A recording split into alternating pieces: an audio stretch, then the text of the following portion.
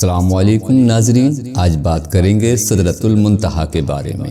یہ کہاں ہے اور یہ کس زبان کا لفظ ہے اور منتہا کا کیا معنی ہے، اور جب ہمارے آقا نبی کریم صلی اللہ تعالی علیہ وسلم معراج کی رات جب 7ویں آسمان پر داخل ہوئے تو آپ نے وہاں پر کیا دیکھا؟ تو ناظرین، آج کی ویڈیو میں ان سب کے بارے میں بات کرتے ہیں۔ ویڈیو میں آگے چلنے سے پہلے ہمارا روحانی چینل RC World 17 کو ضرور سبسکرائب کر لیں۔ جزاک اللہ۔ سدرۃ المنتہا کا ذکر واقعہ معراج کے اندر ہوا۔ سدرہ عربی زبان کا بیری کا درخت کو کہتے ہیں، لیکن مفسرین نے لکھا ہے کہ سدرۃ المنتہا کے درخت کو دنیا کی بیریوں پر قیاس نہیں کیا جا سکتا۔ اللہ رب العزت ہی بہتر جانتا ہے کہ وہ کس طرح کی بیری ہوگی۔ منتہا کے معنی یعنی آخری حد ہے، یعنی وہ جگہ جہاں سے آگے مخلوق کو جانے کی اجازت نہیں۔ سدرۃ المنتہا پر ہر عالم کا علم ختم ہو جاتا ہے، اور اس کے آگے جو کچھ بھی ہے وہ اللہ رب العزت کے علاوہ اور کوئی نہیں جانتا۔ ہمارے پیارے آقا صلی اللہ تعالی علیہ وسلم کے علاوہ کوئی بھی اس مقام کے آگے نہیں گیا۔ روایتوں سے پتہ چلتا ہے کہ سدرۃ المنتہا کی درخت کی جڑ 6 آسمان میں اور پھیلاؤ 7ویں آسمان میں ہے۔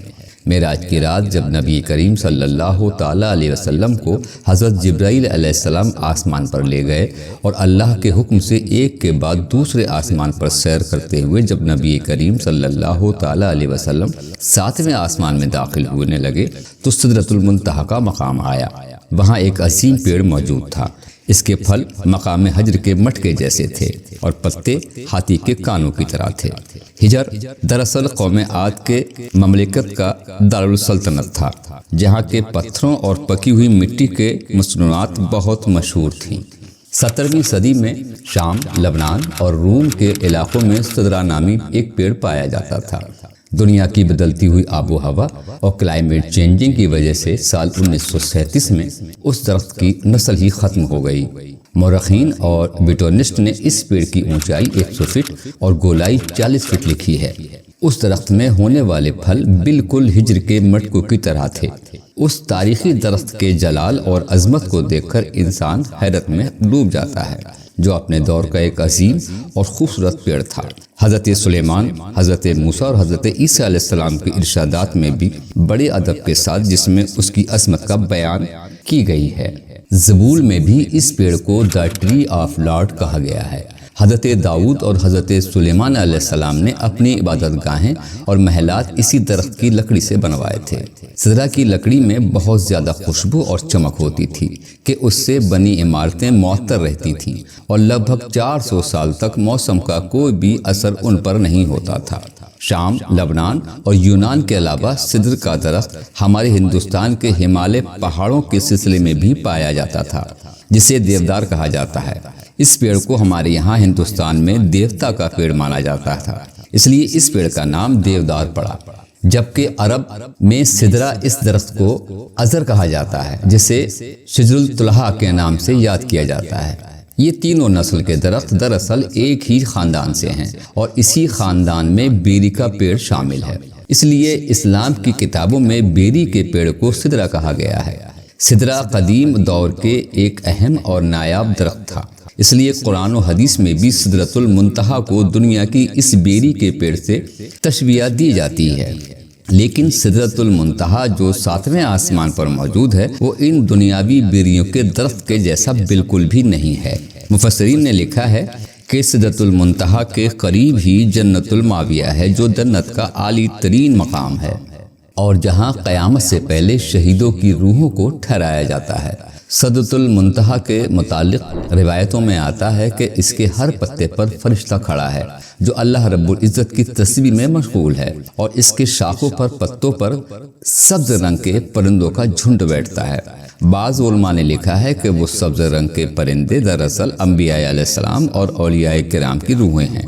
سدرۃ المنتہا ایک ایسا درخت ہے جس کے تنے کی چوڑائی 72 سال کے سفر کے برابر ہے، جبکہ بہترین سوار اس کی شاخوں کے سائے میں قریب 100 سال تک سفر کر سکتا ہے۔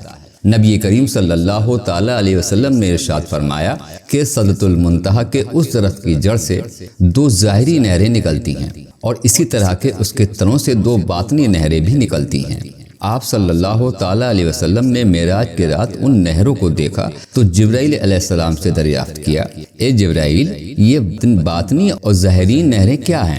اس پر حضرت جبرائیل امی نے فرمایا کہ باطنی نہریں جنت میں جاتی ہیں اور ظاہری نہریں دنیا میں گرتی ہیں، جو دریائے نیل اور دریائے فرات ہیں۔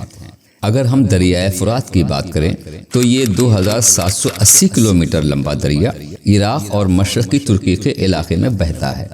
یہ وہی دریا ہے جس کے کنارے نبی کریم صلی اللہ تعالیٰ علیہ وسلم کے پیارے نواسے حضرت امام حسین علیہ السلام کو کربلا نامی مقام پر شہید کیا گیا تھا، اور احادیث کے مطابق نبی کریم صلی اللہ تعالیٰ علیہ وسلم نے قیامت کے قریب اسی دریائے فرات سے سونے کے خزانے یا سونے کے پہاڑ کے نکلنے کی پیشن گوئی کی ہے۔ یہ بات ظاہر ہے کہ سدرۃ المنتہا اس زمین سے اربوں خربوں نوری سال کے فاصلے پر کہیں کسی مقام پر موجود ہے، لیکن یہ سوال اٹھتا ہے سدرۃ المنتہا سے نکلنے والا پانی نیل اور فرات کی شکل میں ہمارے اس زمین تک کیسے پہنچ رہا ہے؟ قرآن مجید میں ایک سورہ المعارج کے نام سے موجود ہے، جس کے معنی سیڑھیاں یا آسمان پر جانے کا راستہ ہے، یعنی ایسے راستے جو اس زمین کو کسی اور ہی دنیا کے ساتھ جوڑ رہے ہیں۔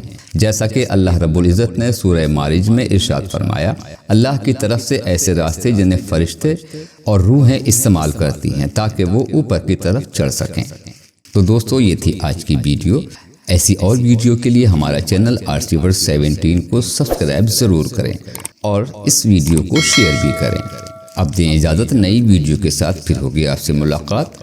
السلام علیکم ورحمۃ اللہ وبرکاتہ۔